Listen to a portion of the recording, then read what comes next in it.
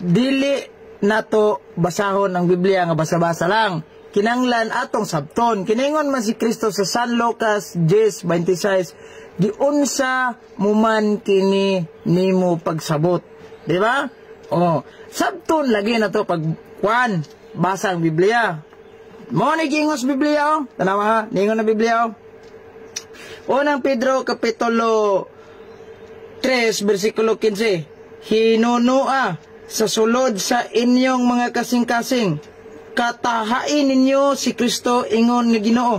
Kinahanglan andam kamo kanunay sa pagtubag tang bisan kinsa nga mangutana sa hinungdan sa paglaom nga anaa kaninyo.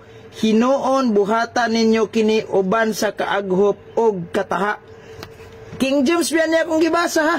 Tor, mauni resulta nga ang simbahang Katoliko nag-organize mi og Catholic Faith Defender aron manubag mi sa inyong mga atake laban sa among simbahan, tali batok sa among simbahan, di ba?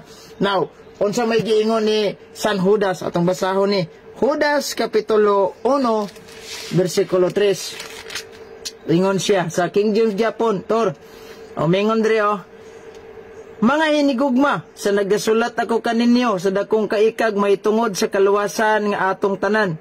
Naaghat ako pagsulat sa pagtambag kaninyo nga makigbisog kamo sa pagpanalipod sa tinuohan nga makausara og sa dayon gitugyan ngadtos mga balaan. Manalipod, panalipdan. Sa Good News Bible Translation, fight on for the faith. Mauna nga kaming Katoliko, na ami Catholic Faith Defender, ug usan ako sa membro ana. No, kay nga naman giorganize na aron andaming manubag ug nakigbisog mi sa among tinuohan nga makausara og dayon sa gitugyan sa mga balaan. Kamo, sigatag mo ko autorisasyon. Ha? Sigatag mo ko autorisasyon. Asa mo basa? Pastors born again, gitagaan ni Kristo ko autorisasyon. Sitas Biblia. Oy, mindset ba, mindset?